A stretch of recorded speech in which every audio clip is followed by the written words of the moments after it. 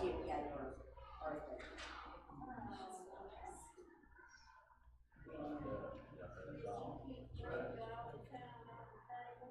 Oh my goodness. They just food everywhere. And our cabin had a lot of ice cream stand to go to our cabin. Here's one we got ice cream. And so we will come back to that.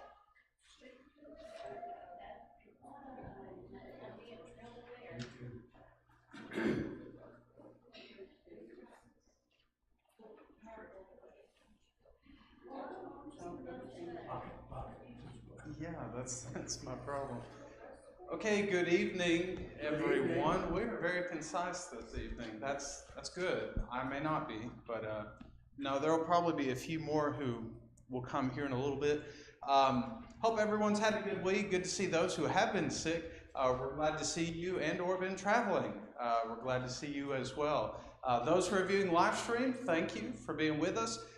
We're actually going to begin doing something a little bit different.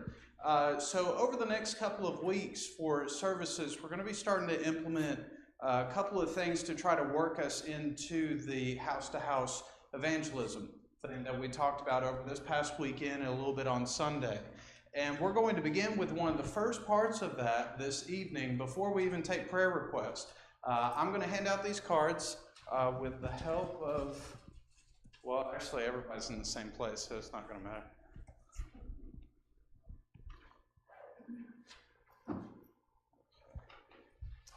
Now, on these cards, you don't have to completely fill it out now, but these are what we would call contact cards. And what these particular cards are for, these are people that you know of that are in the community. It could be a family member, it could be a friend, it could be a coworker, a neighbor, anyone that you know of that fits the criteria of lost. You're going to write down 10 different names. Don't write down families. I mean, you can pray for families if you want, but write down specific names. And what you'll do with these names, you'll be praying for these names. You'll be praying for opportunities to open, either for something in their life where we can begin to reach out to them, begin to send them cards, or just try to ease them into having a Bible study. And when you see that opportunity open, I need to contact Lum. I need to contact Sandy. I need to contact Ethan. I think we have a prospect. When we get them to the prospect mode, that's when we can begin to shower them with cards and stuff. So come up with 10 names. Don't necessarily have to do it right now, but come up with 10 names. Those are going to be the people that you're going to be praying for. If you would be willing, share those names with me. I'm not going to put them on prospect list yet, but I'll write down those names. I'll be praying for them. I'll share them with Lum and Sandy. And whenever the opportunity comes to where we can begin to reach out to them, we'll hop right on it. So this is for you. Keep this in your Bible. You'll see this every day. See these names every day. Pray for these names every day. You never know what God can do, but if we're not praying for them, who is? So think of those 10, really focus, meditate on it. Speaking on a different set of names, sick list. I know David and Sandra are better. That's a plus. David is better. But is there anybody that we need to add to our prayer list, sick list? Here, Well, it can be anybody here or anybody that you know of. I know you gave me a name. David Smallwood. He's a patient that has come in for years, and he has been diagnosed with stage 4 lung cancer. And so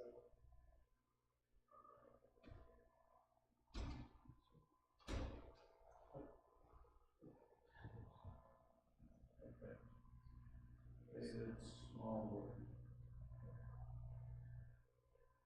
Okay. Anybody else that we need to add to our list?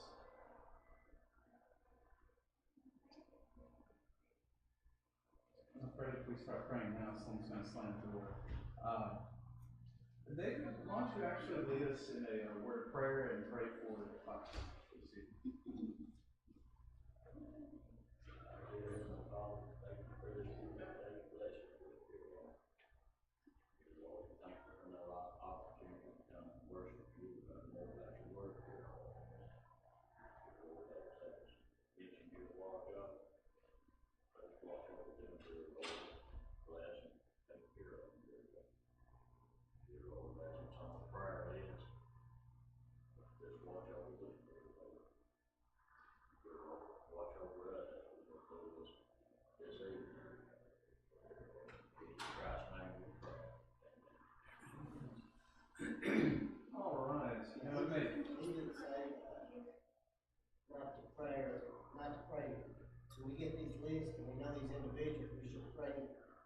the individual names, Yes.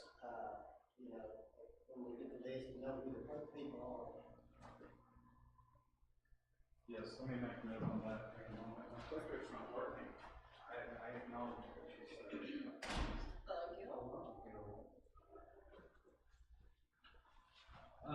Yes, so whatever names that you write, there we go, that you write on that list, pray for these names one by one. Don't just say pray for those who are on my list.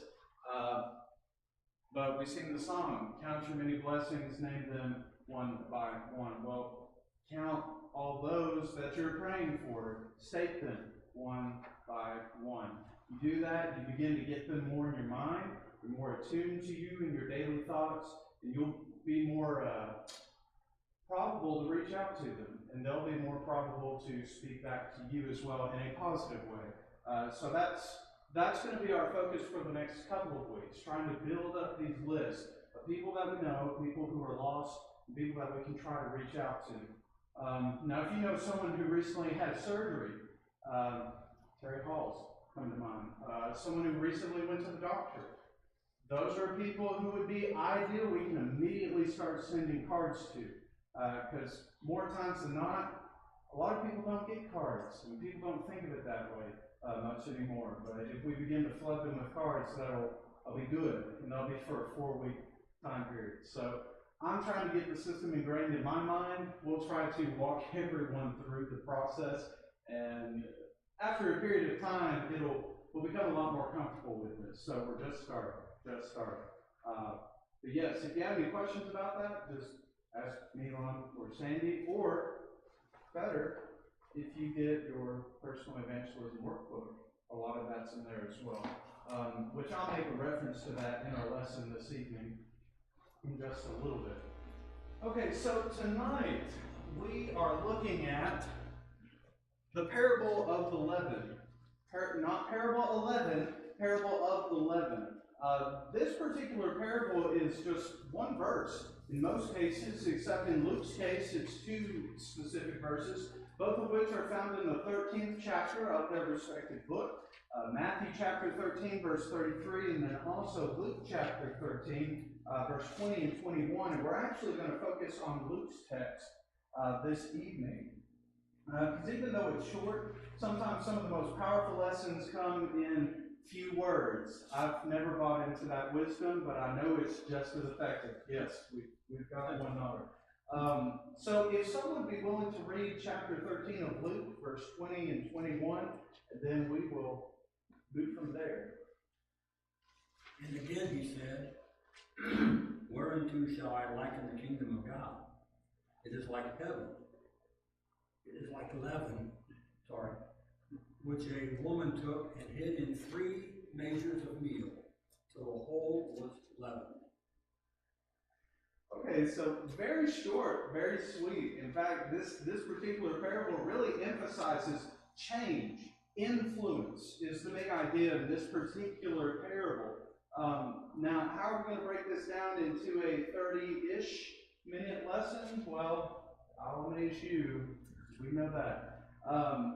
But really, all of this is focused on what godly change can do. And it's interesting when you look at how the Bible uses the phrase leaven. It's normally in a negative context, except for maybe like 2 or 3 verses. And these are one of the texts that we find leaven being used in a positive aspect.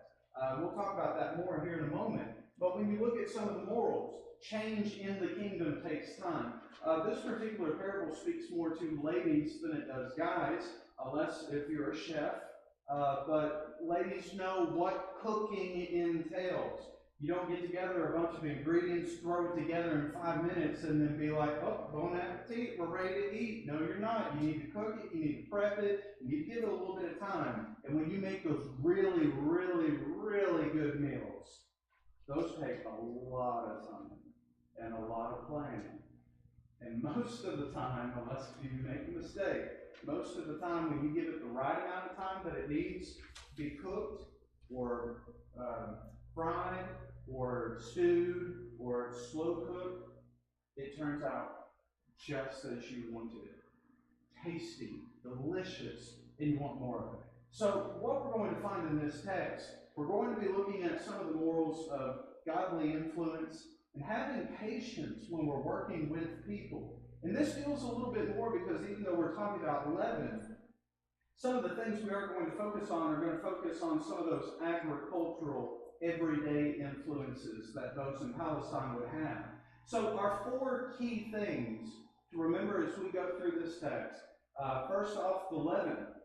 This is some sort of yeast mixture, some bread dough that has already been used for the most part from a prior batch of dough that was made. And they would keep this particular yeast so that whenever they added more flour to it, they could get more bread. Whenever they got done making whatever amount of bread they needed, they always kept a little bit with them. So just in case they needed to make an emergency loaf of some sort, they could always keep this with them. And for the most part, in Israel's history, we're looking at unleavened bread. In fact, when you think about the word supper, it would make mention of bread, and typically that's associated with unleavened bread. So, leaven. We're looking at the leftovers, that which comes from a prior bread making. The second thing to notice is the woman. Someone had to take what already existed and add something else to it. There is actually a really powerful lesson behind that. Are we the people taking what God has left for us and making something out of that, making it more, growing it, putting the right kind of influence with it? So the carrier of the leaven. The other aspect of the meal. This is fine pressed flour. When we go through the process of how making leaven works, this is one of the beginning processes. Whenever you take the grains, the seeds, and you put them in the millstone and you crush them, or you take the pestle and the mortar, not that you're making explosives, but the pestle and the mortar, we'll see here in a moment, they would just take this little long, round rock, and they would just beat it on this flat, smooth stone. And it would make this fine, coarse powder. We just buy it from the store. It's not that much. But meal is that which hasn't been influenced. It's been processed a little bit, but it's not been made into what it's designed to be. So we'll talk about that more here in a moment. And then till it was, that is not right. Till it was. We're looking at time for finishing to go through this. Now, when we step back and we look back at the culture that Jesus is talking to, any farmer knows you're going to have a really good season if the soil is already cultivated and prepared the way it ought to be.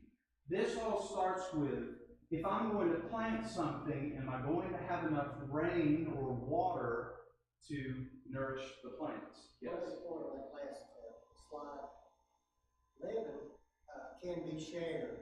Yes. Because we're talking about the kingdom here. That is actually a really good point. I know when Regina and Tina were making this Christmas bread a few years ago, there might be a time when Regina didn't have a leaven and she would get leaven from Tina, or vice versa, so they could make this bread, this cake. So, you could share a leaven with somebody who didn't have it, so they could have bread. So there's a point there with the yeast as well, or whatever gospel that we share. No, we're not there yet. But yes, you're spot on. You're spot on. I didn't even think of that. That's really good. That's really good. So beginning with the whole process, rain was precious. In the land of Palestine, we're looking at, for the most part, for most of the region, maybe only 12 inches of rain per year. Unless if you go really far up north, which might be 18 inches of rain, 36 inches of rain, or even more than that. For the most part, most of Palestine, we're dealing with what are the nearest water resources we have. So we have the Mediterranean Sea. We have some of the other rivers that kind of feed into the land of Palestine. We have the Jordan River. If you try to get anything out of the Dead Sea, it's going to be useless because of its salt content. So they had to figure out creative ways to be able to grow the crops that they had in this area. Psalm 65, 9 through 10. The psalmist would write of God, you visit the earth and water it greatly and enrich it. The river of God is full of water. You provide their grain, for you have prepared it. The water of the ridges, or you water its ridges abundantly. You settle its furrows. You make it soft with showers. You bless its growth. one of the things to do before the winter seasons here is that you want to plow your field, because when you allow the soil to harden through all the frost, by the time it comes next spring, it's this nice powdery type soil, which is ideal. If you think about the parable of the soils in Matthew 13, and it talks about that good, fertile ground. This is ground that's already been prepared for what's coming into it. In that case, the Word of God. Well, it's the same thing in agriculture.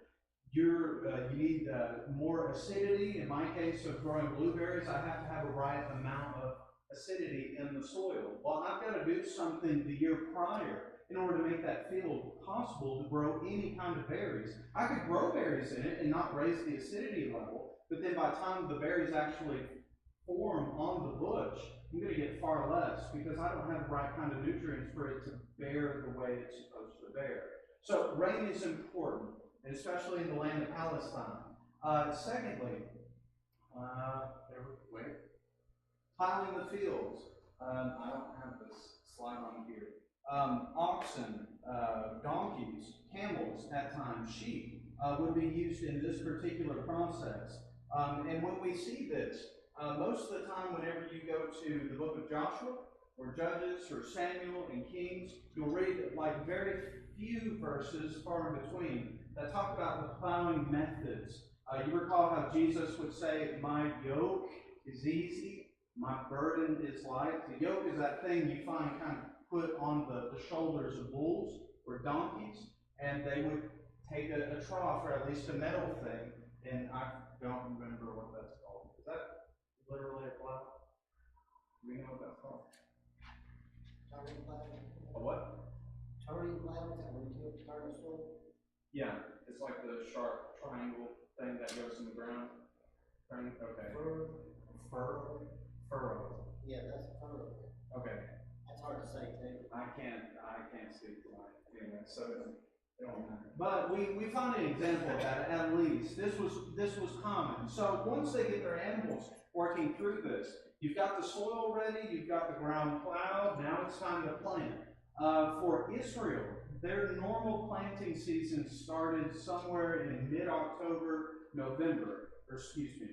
Mid-October, November. That would be the planting season. And once you plant these grains in the ground, it takes about 4 months for them to germinate or to cultivate to where, okay, it's time for reaping again. These could be anything from, if you look over at Deuteronomy chapter, well, no, we'll go there in a moment.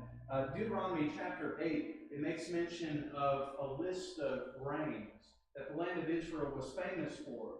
Whenever you look into Bible geography, one of the aspects of that study are the cultural, agricultural practices. They knew their seeds.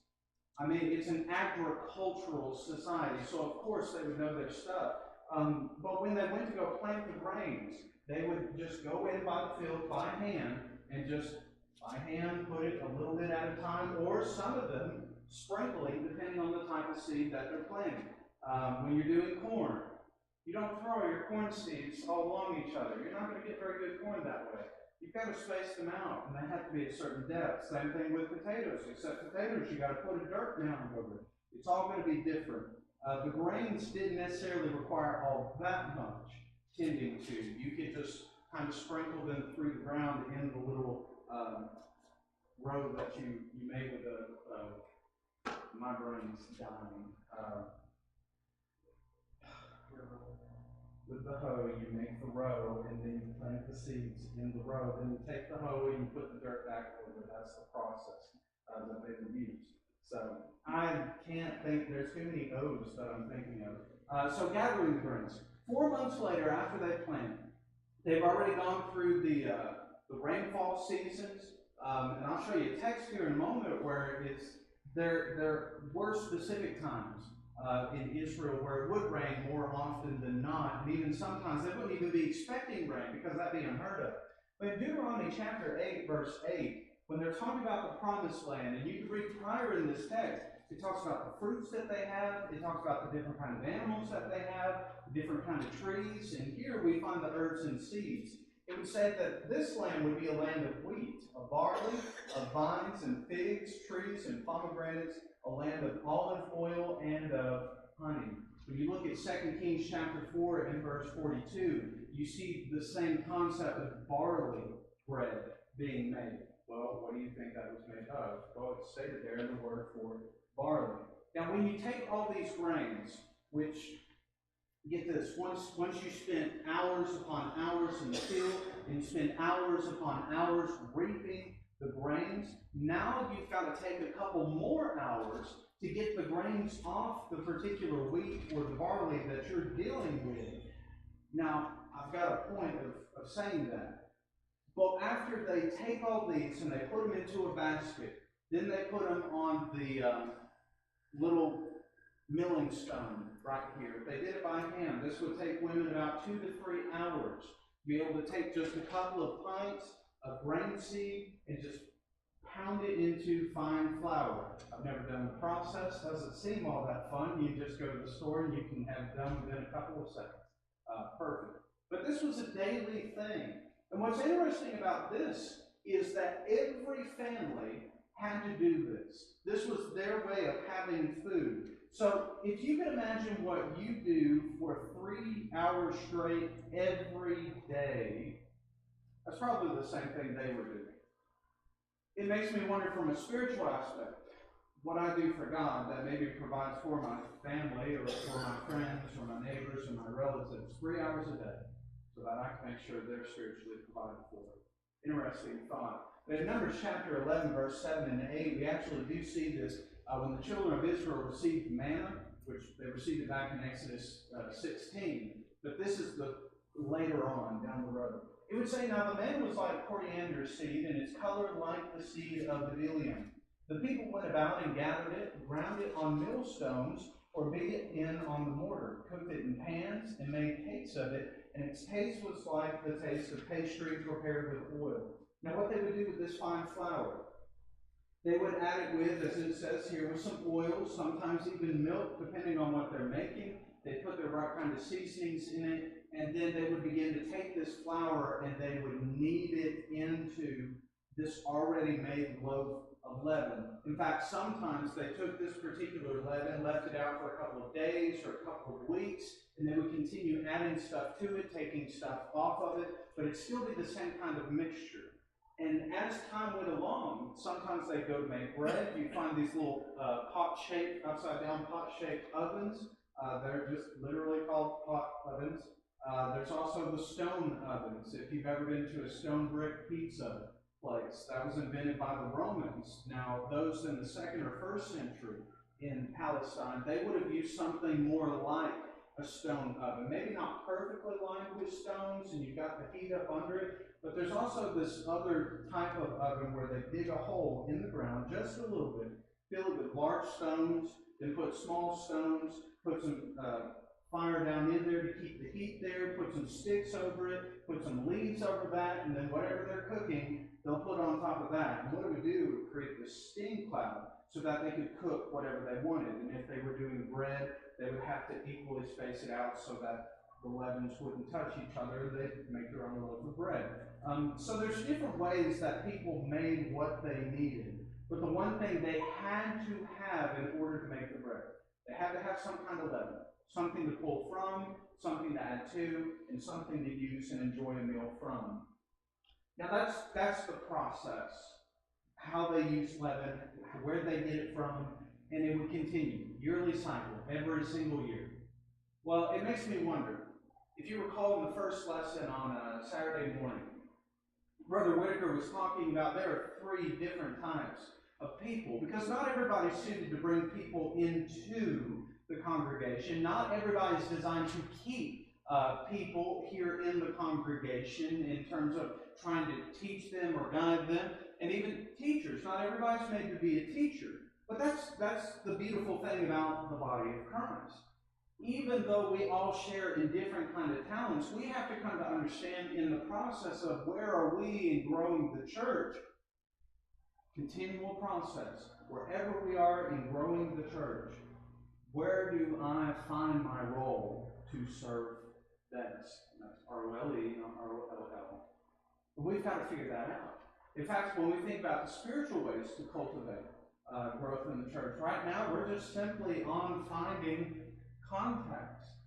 People that you know. This doesn't have to be the people that you write on that list, but this is anyone that you know that is lost. School systems or hospitals or anywhere where there are tons of people. Those are tons of contacts. And how many of them are Christians? Biblical Christians. That's a far, far less number. Now, what we've got to do in cultivating and trying to become the church that God designs us or desires us to be, because remember this parable, the kingdom of heaven is like leaven, which a woman took, so it already existed, a person took it, hit some meal with it, and that meal became leaven. What if we were to take someone, guide them with what God has already given us, guide them and lead them in such a way to where we can be a godly influence to them? I think evangelism fits wonderfully with this particular parable. And it makes me wonder where we're trying to find ourselves to work within this process. Something to think about. So, daily applications that we can make. One of the unique things about the gospel is that it must make contact to the heart.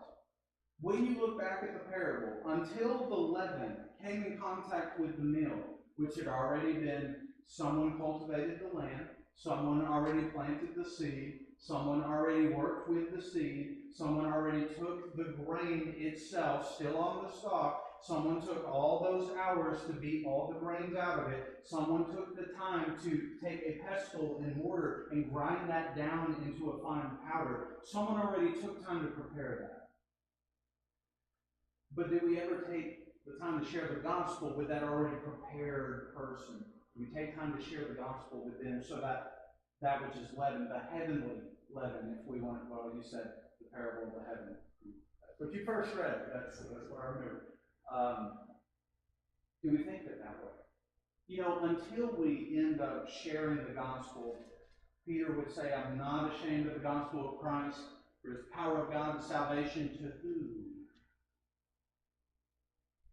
Everyone who believes. It's Jew, there's the Greek, it's everyone who believes. And I wonder if I actually believe that. One of the things before the seminar was there were a couple of people in my mind I could not stand. I mean, I love them, but I couldn't stand them. Very worldly people. They're also, sometimes they have some good moments, but most of the time very bad moments, in my opinion. They're just as worthy of the gospel as someone else that I think is more worthy of the gospel. And more than likely, it might be vice versa. The gospel will speak more to them than the people that I think are better qualified for the gospel. And in fact, in Psalm chapter 19, verse 7, the law of the Lord is what? Perfect. It's pure. It converts the soul. The testimony of the Lord's are sure. If God knows how to, if someone knows how to speak to you and I better than anybody else, it would be the gospel. Now, what we have to end up figuring out is how do we end up reaching out to those people? Well, this is where the next aspect comes in. Well, what if I know the gospel, but I don't really know how to work with this? Well, it takes time. I'm sure that husbands, you probably didn't pop the question to your wives the first time you saw them. If you did, please talk to me. It took time, didn't it? You had to get to know them. You had to get a feel for their personality. Wives, in consideration of your husbands. This guy's interested in you? Oh, I'm sure you fell in love instantly. No, it took some time. Had to build that interest. Why do we think it's different in trying to work with other people to prepare them to obey the gospel? Why do we treat that differently? It's the same process. It's getting to know somebody. It's taking that time to walk them through the right steps. And we've got to at least try to figure out how to identify where they are in their walk with God, or at least coming to the truth. Are they concerned about the nation? Are they concerned about their religion? Are they concerned about their family? Are they concerned about their future? Well, the Bible talks about all of those things. And I can't think of a better person to talk to them than God. But do they know that the answers are there? So, it takes time. Well, let's talk about some positive things to begin with. positive ways in which we can cultivate, we can create, we can change things, or even convert. All of these are in reference to what we can do in the church. I want to look at two texts that speak of a positive aspect of that which is leavened, and I think it's interesting. In the Old Testament system, every single sacrifice required unleavened bread except for one type. Look over at Leviticus chapter 7. Leviticus chapter 7. If you recall, for most of the Old Testament, the children of Israel were not to mingle unleavened bread with anything. Even the bread that was given in the tabernacle had to be loaves of unleavened bread. But there was one in particular that had to be leavened bread. And I think it's interesting in view of the New Testament. But let's read the passage first, and then we'll keep going. Leviticus chapter 7, we'll begin in verse 11. This is the law of the sacrifice of peace offerings, which he shall offer to the Lord. It's talking about the priest. If he offers it for a thanksgiving offering, then he shall offer with the sacrifice of thanksgiving unleavened cakes mixed with oil, unleavened wafers anointed with oil, or the cakes of blended flour and mixed oil. Now that's if he offers it for thanksgiving, and that's just for the sacrifice.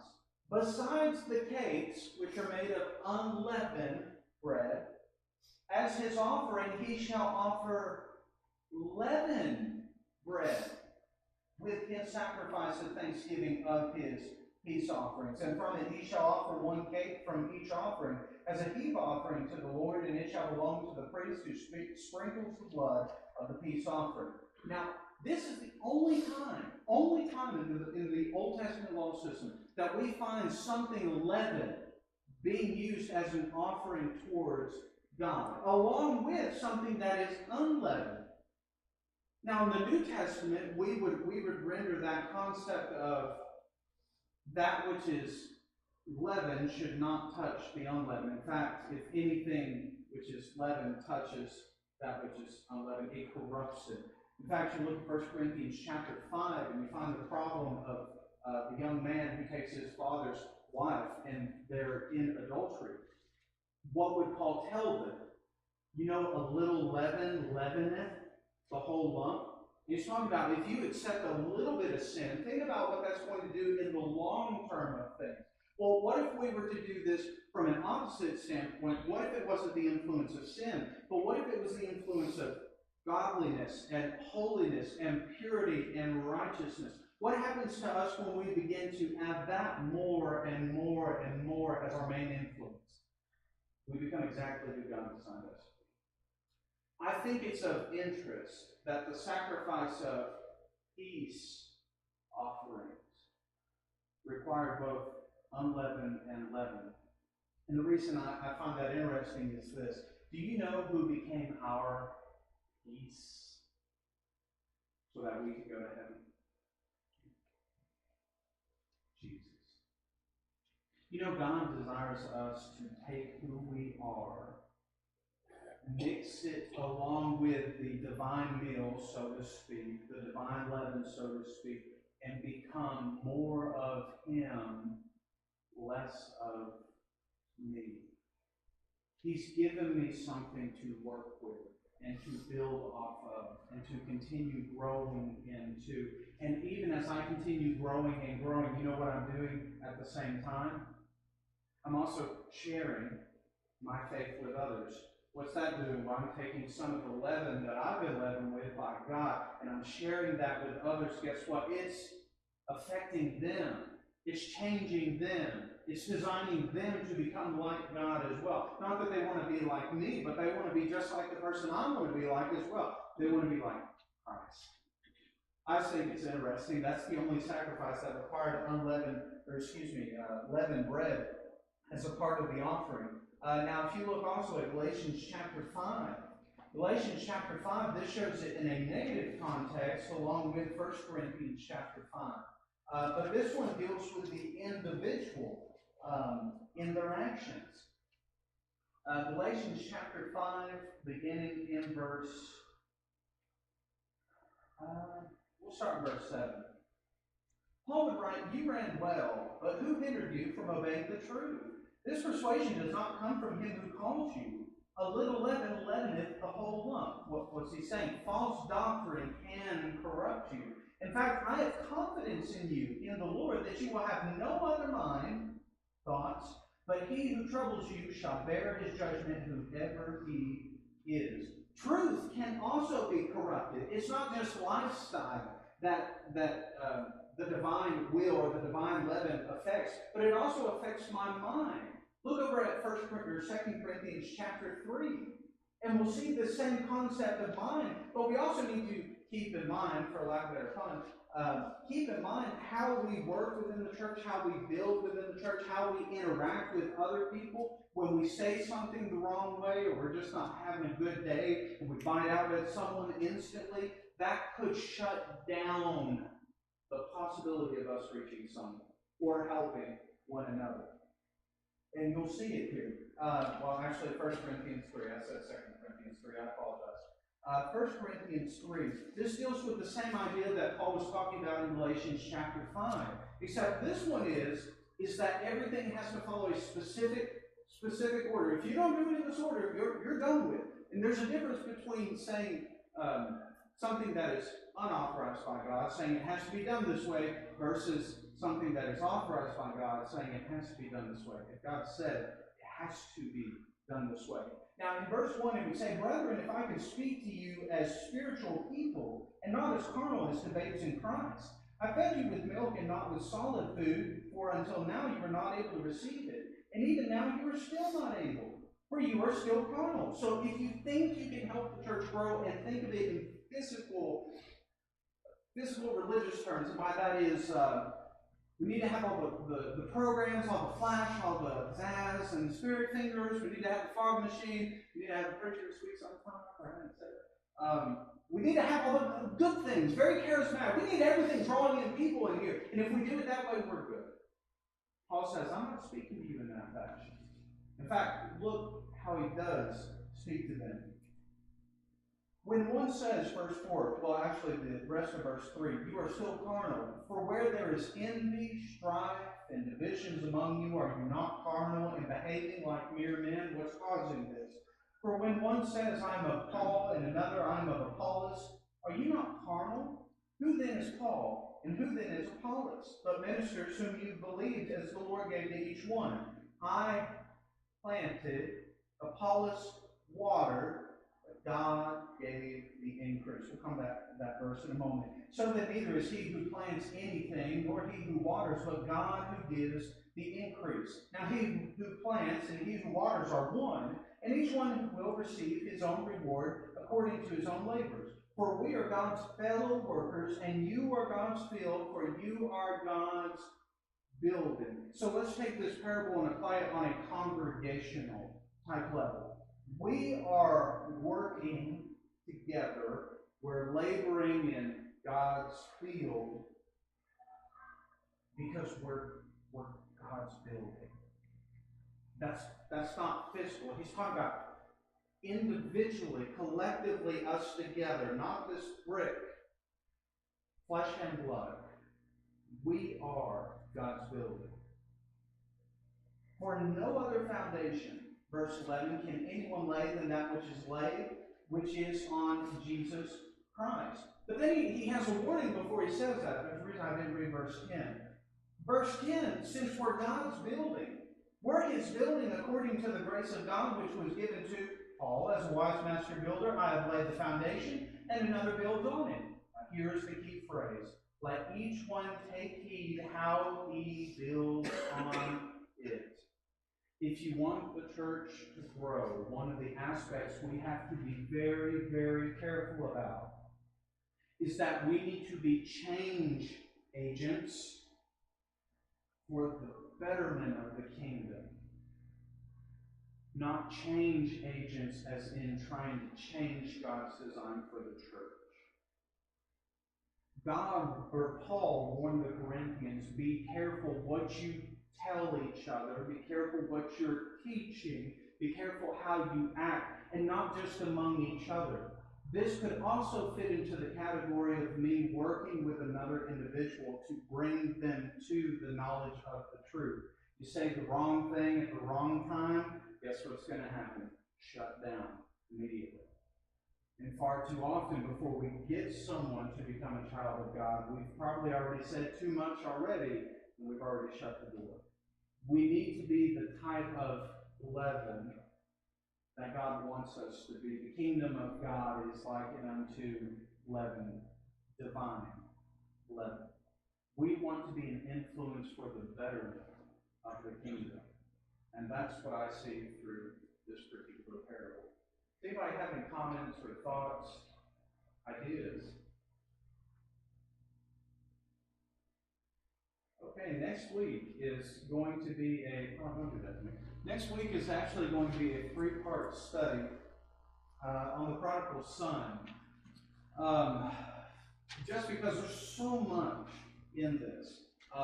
So the next 3 weeks, even though we'll be focusing on this at the beginning of each class, we will do a little bit to try to work on personal evangelism. This coming Sunday morning, the lesson focuses strictly on that specific emphasis. But if you want to go ahead and read this particular story, the reference is not up there. I want you to find it. Seek and save that which is in the book. It's in the book. But I'll give you one hint. It's in Luke. So if you can find it, read through it. We'll be going through that the next couple of weeks. Other than that, thanks for your time.